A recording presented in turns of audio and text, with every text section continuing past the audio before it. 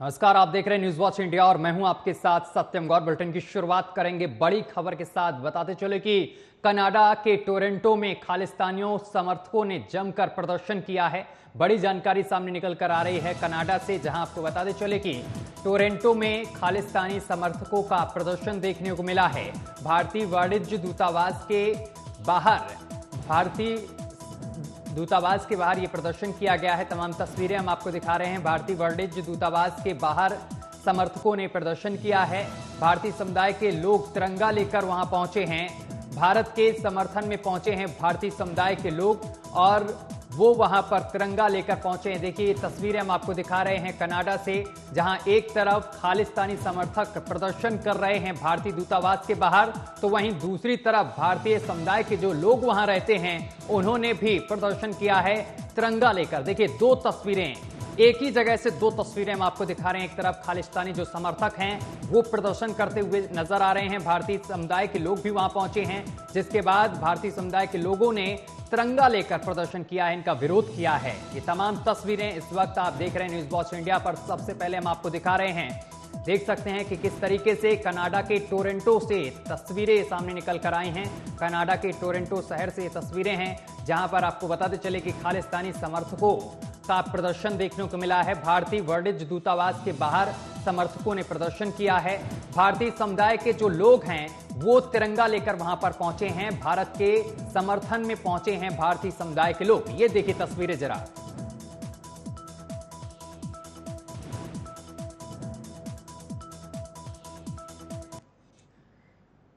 खबरों में आगे बढ़ेंगे, बात करेंगे पश्चिम बंगाल की। पश्चिम बंगाल में चुनाव और हिंसा एक दूसरे के पर्याय लगने लगे हैं। हर बार की तरह इस बार भी पंचायत चुनाव में जमकर हिंसा हुई है। कहीं आगजनी हुई है तो कहीं किसी की गोली मारकर हत्या कर दी गई है। किसी बूथ पर तोड़फोड़ हुई है तो कहीं कोई मतदान पेटी लेकर भाग खड़ा हुआ है। इस बार केंद्रीय बलों की तैनाती भी बंगाल में हिंसा रोकने में बेअसर दिखी है। तमाम फोर्स उपद्रवियों को रोकने में नाकाम रहे हैं।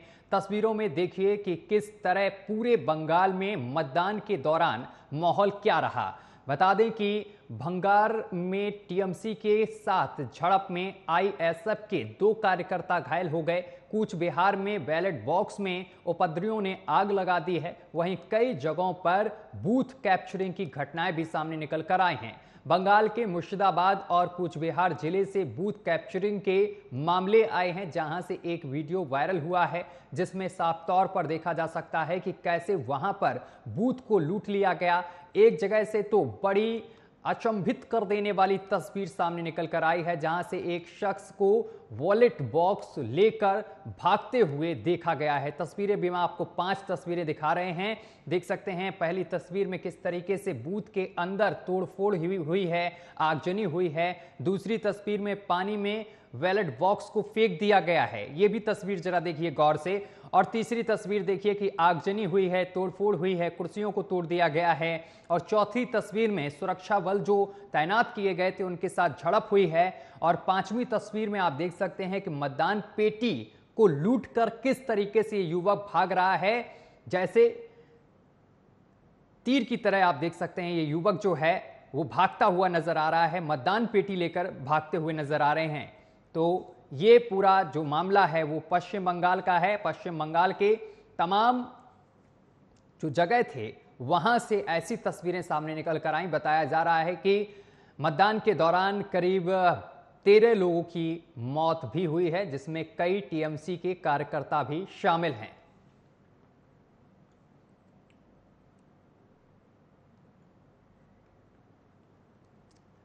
तो कहीं पोलिंग बूथ से बैलेट पेपर जलाए गए हैं तो कहीं बूथ कैप्चरिंग की घटना सामने निकल कर आई है। यानी कि तमाम कोशिशों के बीच हिंसा नहीं थमी और पूरा सिस्टम लचर दिखा है। रिपोर्ट देखिए।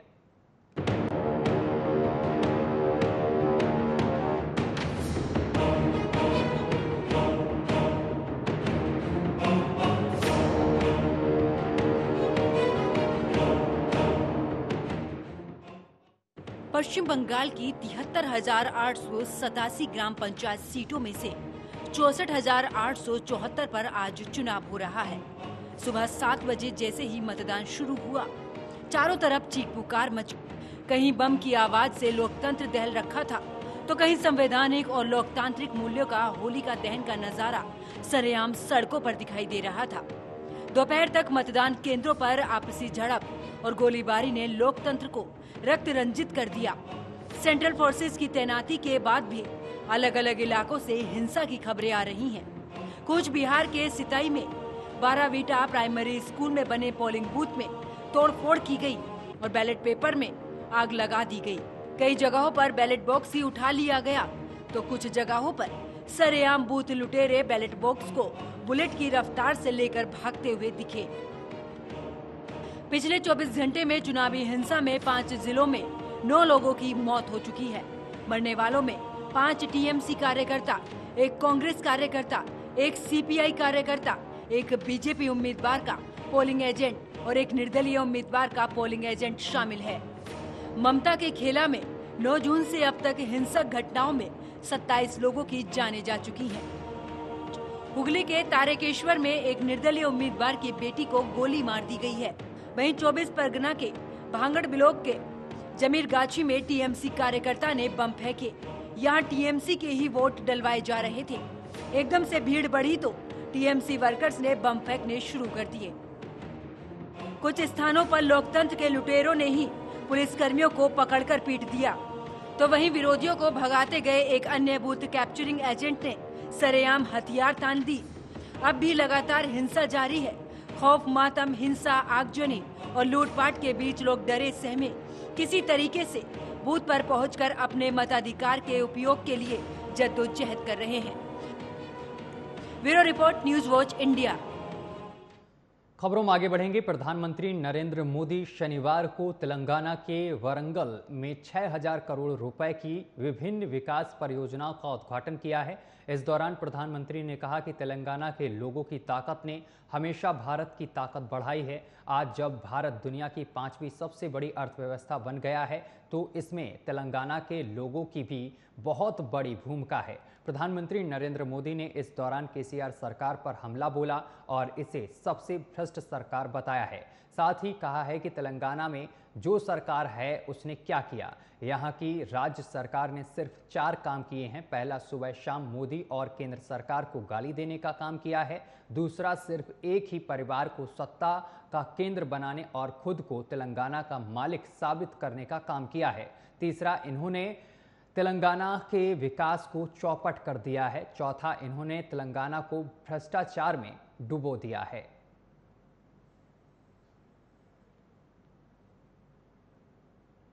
की ग्राम पंचायतें ज्यादातर काम सेंट्रल फंड से ही करा रही है। केसीआर सरकार यहां ग्राम पंचायतों के सामने लगातार मुश्किल खड़ी कर रही है।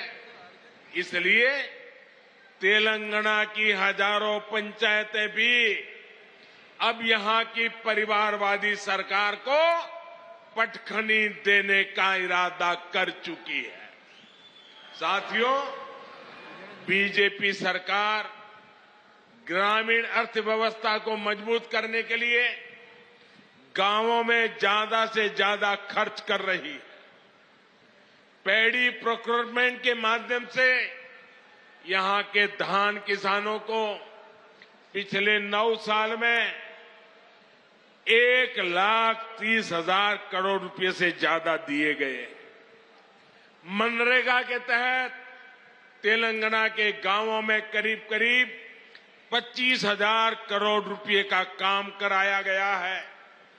पीएम किसान सम्मान निधि के जरिए भी तेलंगाना के करीब 40 लाख किसानों के बैंक खाते में 9,000 करोड़ रुपए सीधे भेजे गए हैं।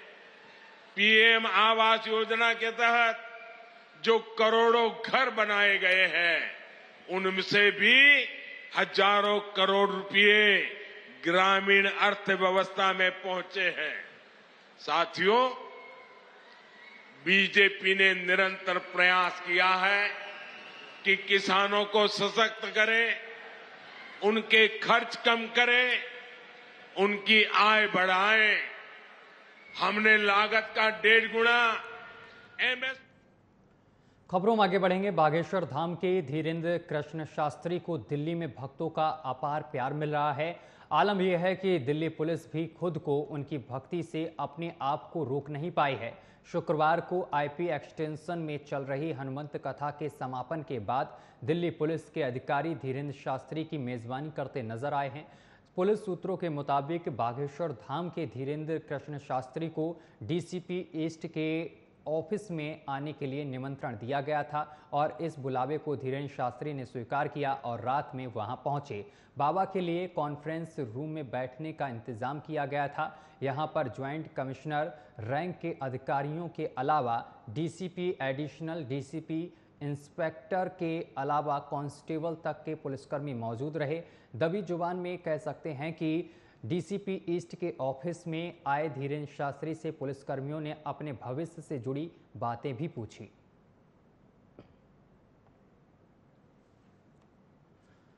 राजस्थान का रुख करेंगे। राजस्थान में जैसे जैसे विधानसभा चुनाव की तारीखें नजदीक आती जा रही हैं, राजनीतिक दलों ने कमर कसना शुरू कर दिया है।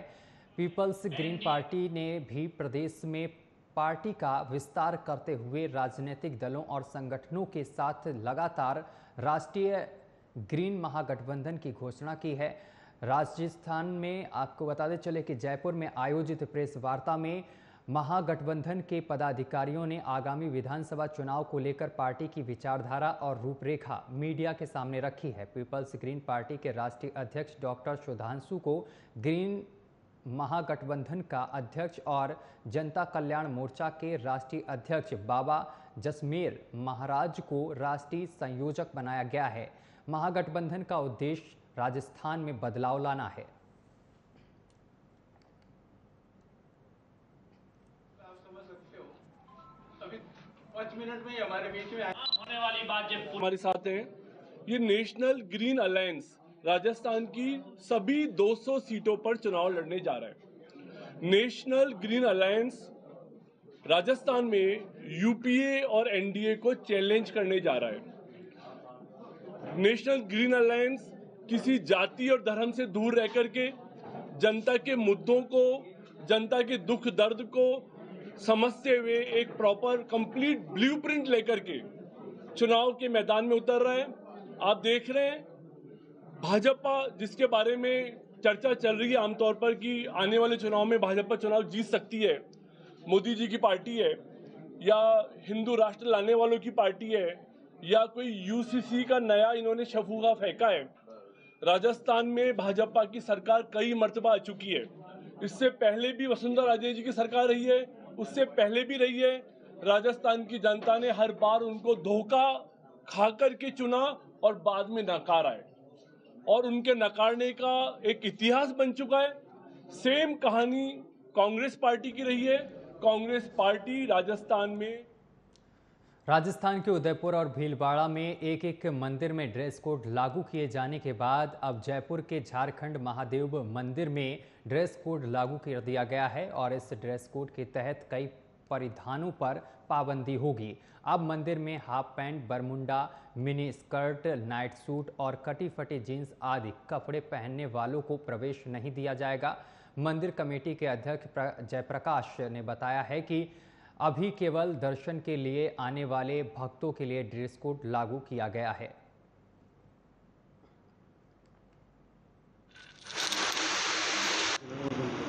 मैं भगवान से यही प्रार्थना करूंगा कि सभी मंदिरों में आज राजस्थान से, झारखंड से, जहाँ से भी ये स्टार्ट हुआ है, मैं ये चाहूँगा कि राजस्थान के हर मंदिर में, हर गली के मंदिर में, मतलब छोटे से छोटे मंदिर में भी ये पहल पहुँचनी चाहिए। इससे क्या है, अपने धर्म की जो रक्षा है वो धर्म की रक्षा भी होगी और अपने आने वाली पीढ़ी वाले जो है वो भी एक मर्यादित चीज़ों से वो होगा।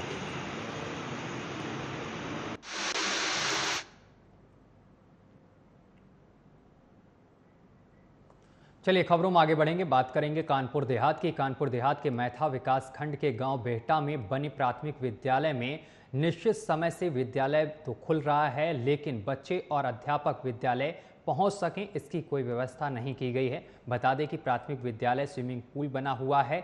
विद्यालय परिसर और बाहर तक पानी भरा हुआ है, जिसके कारण बच्चे समय से विद्यालय नहीं पहुंच पा रहे हैं। यहां पर जहरीले कीड़ों का भी खतरा रहता है, जिसके चलते अब अभिभावकों ने बच्चों को स्कूल भेजने से इनकार कर दिया है।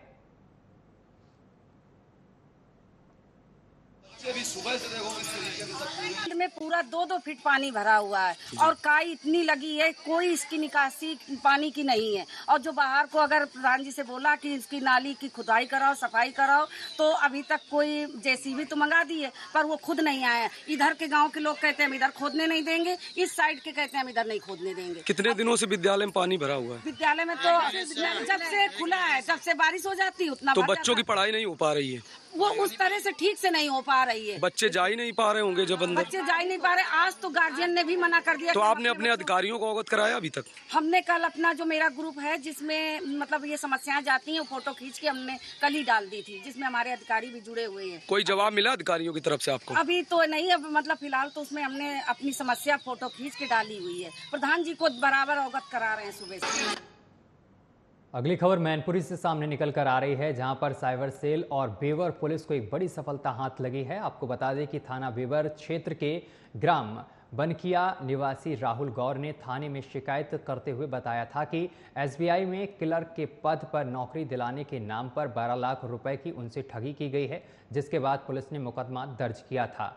वहीं पुलिस अधीक्षक विनोद कुमार ने घटना के खुलासे के लिए टीमें गठित की थी, जिसके बाद साइबर सेल और बेवर पुलिस को बड़ी सफलता मिली है। बताते चले कि बेवर पुलिस ने इस पूरे मामले को लेकर महिला सहित 2 अपराधियों को गिरफ्तार किया है और इनसे लगातार पूछताछ की जा रही है।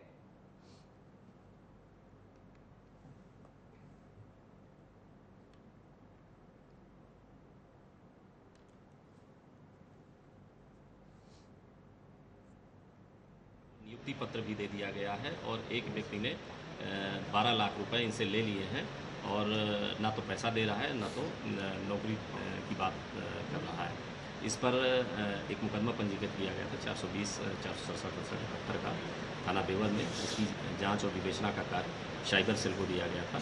तो आज बेवर प्रभारी निरीक्षक और हमारे जो साइबर प्रभारी हैं उनकी टीम ने 2 लोगों को पकड़ा है। इसमें एक प्रदीप वर्मा है, एक सारिका वर्मा है। ये दोनों खुर्जा बुलंदशहर के रहने वाले हैं और इनके कब्जे से एक 4 व्हीलर गाड़ी, 1,10,000 रुपये नगद,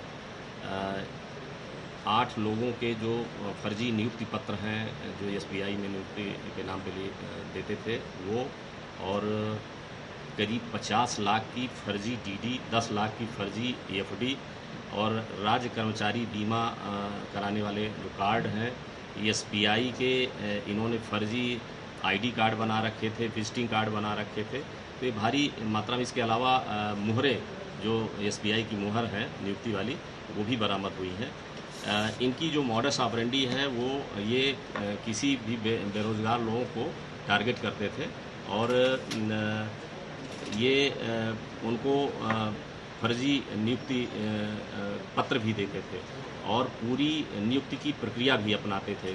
उनका इंटरव्यू लेते थे और इसके बाद फिर उनको नियुक्ति पत्र भी दे देते थे और जैसे ही उनसे पैसा ले लेते थे नियुक्ति पत्र देने तक, इसके बाद जिस नंबर से उनके कांटेक्ट रहते थे उस नंबर को बंद कर देते थे और कोई अगला निशाना बनाते थे। तो इस तरह से हमारे जो राहुल गौर हैं, इनके अलावा लगभग 25 से 30 लोग। चलिए खबरों में आगे बढ़ेंगे। आगरा में सिंचाई विभाग का सर्किट कार्यालय आज कल बताते चले कि स्ट्रीट डॉग्स के लिए आरामगाह बना हुआ है। ऐसा इसलिए कहा जा रहा है क्योंकि कार्यालय में पहुंचने वाले अधिकांश अधिकारी और कर्मचारी नदारत हैं। आप तस्वीरों में देख सकते हैं कि कार्यालय की कुर्सी खाली पड़ी हुई है और कार्यालय में कुत्ते आराम फरमा रहे हैं। सर्किल कार्यालय के 3 कमरों में यही नज़ारा देखने को मिला है। कुर्सियां खाली पड़ी रही हैं और वहां पर कुर्सियों के सामने कुत्ते आराम फरमाते हुए नजर आए हैं। सिंचाई विभाग के सर्किल कार्यालय और डिवीजन कार्यालय में कुछ कर्मचारी नजर आए हैं, लेकिन वो कर्मचारी भी मुंह में गुटखा चबाते पंचायत में मशगूल दिखे हैं। डिवीजन कार्यालय में तो एक साहब कूलर की ठंडी हवा में कुर्सी पर ही आराम फरमाते हुए नजर आए हैं। प्रदेश के मुख्यमंत्री योगी आदित्यनाथ किसानों के लिए सिंचाई विभाग की ओर से तमाम योजनाएं चला रहे हैं और उम्मीद कर रहे हैं कि सिंचाई विभाग के अधिकारी कर्मचारी उन योजनाओं को अच्छे से चलाएं और किसानों को उसका लाभ मिल पाए। लेकिन यहां पर तस्वीरें कुछ और ही बयां कर रही हैं।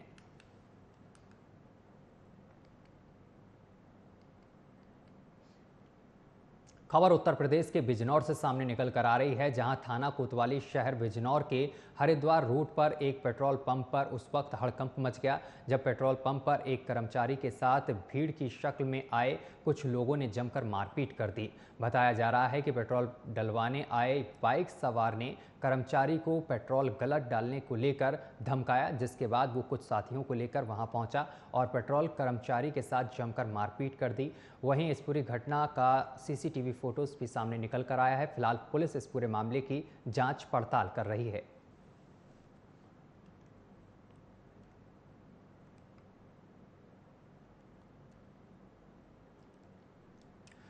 खबरों में आगे बढ़ेंगे, बात करेंगे मध्य प्रदेश की। मध्य प्रदेश के इंदौर के खुडैल क्षेत्र में 3 मुस्लिम युवकों ने जनजाति समाज के मकान मालिक की 13 साल की लड़की के साथ सामूहिक दुष्कर्म किया है।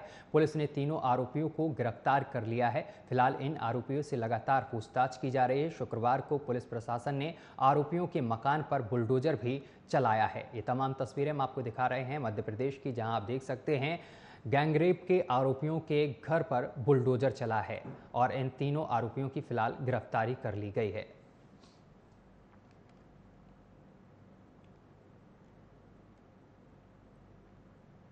अगली खबर कुशीनगर से सामने निकल कर आ रही है। कुशीनगर के पडरौना कोतवाली क्षेत्र में सुभाषपा के राष्ट्रीय अध्यक्ष ओम प्रकाश राजभर के बेटे और सुभाषपा के राष्ट्रीय प्रमुख महासचिव डॉक्टर अरविंद राजभर पहुंचे, जिसके बाद अरविंद राजभर ने अपने ऊपर हमले का आरोप लगाया है। पूर्व मंत्री अरविंद राजभर गांव में कुछ दिन पहले हुई हत्या के पीड़ित परिवार से मिलने के लिए पहुंचे थे। वहीं अरविंद राजभर के अनुसार पीड़ित परिवार से मिलकर निकलते समय सैकड़ों लोगों ने उनकी गाड़ी पर हमला बोल दिया और उन्हें भद्दी भद्दी गालियां भी दी हैं। उनकी गाड़ी को क्षतिग्रस्त भी कर दिया गया है। इस दौरान एसएचओ से लेकर एसपी को फोन किया गया, लेकिन कोई भी रिस्पांस अधिकारियों की तरफ से नहीं मिला।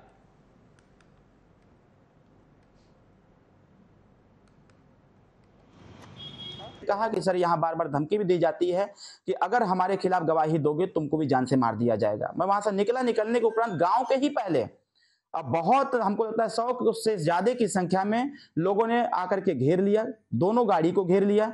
घेर करके गाड़ी के साथ भी गाड़ी पर लोगों ने हाथ मारा, लाठी मारा, जिससे हमारी गाड़ी भी क्षतिग्रस्त हुई, 2 गाड़ियां भी क्षतिग्रस्त हुई। हमारी सुरक्षा में जो प्रशासन चलती है, जो मेरे साथ चलती है, शासन द्वारा जो प्रदत्त हमारी सुरक्षा है, उनसे भी हाथापाई हुई। उन लोगों ने भी बचाने का प्रयास किया, लेकिन 40 मिनट तक लगातार ऐसा होता रहा। 40 मिनट के बीच में ही हमारे पीएसओ ने लगातार एसपी को फोन किया, सीओ को फोन किया, इंस्पेक्टर को फोन किया, लेकिन किसी ने कोई रिस्पांस नहीं दिया। हमारी प्रशासन ने, हमारी जो सुरक्षा में लगे हुए प्रशासन के लोग हैं, उन लोगों ने हमको उस भीड़ से 40 मिनट बाद निकाला। थाना कोतवाली पडरौना अंतर्गत ग्राम चिरैयवा में कल दिनांक 7 जुलाई को माननीय डॉक्टर अरविंद राजभर जी ग्रामीणों से मिलने हेतु गए थे, जहां उनके द्वारा संवाद स्थापित किया गया। जहां से आने के पश्चात उनके द्वारा यह तथ्य प्रकाश में लाया गया कि वहां पर कतिपय ग्रामीणों द्वारा उनके साथ दुर्व्यवहार किया गया है। इस संपूर्ण प्रकरण में सभी पक्षों, सभी तथ्यों पर गहनता से जांच करते हुए। और अगली खबर बहराइच से सामने निकल कर आ रही है, जहां पर प्रेमिका से मिलने गए एक युवक की बांके से काटकर निर्मम हत्या करने का मामला सामने निकल कर आया है। बताया जा रहा है कि महिला के परिजनों ने युवक को आपत्तिजनक हालत में प्रेमी के साथ देख लिया था, जिसके बाद महिला के पति और परिजनों ने मिलकर प्रेमी की हत्या कर दी। वहीं सूचना पर पहुंची पुलिस ने घायल महिला को अस्पताल में भर्ती कराया है। इसके साथ ही मृतक के शव को कब्जे में लेकर पोस्टमार्टम के लिए भेज दिया है। फिलहाल पुलिस इस पूरे मामले की जांच पड़ताल कर रही है। कोतवाली देहात थाना क्षेत्र के ककरा का पूरा मामला बताया जा रहा है।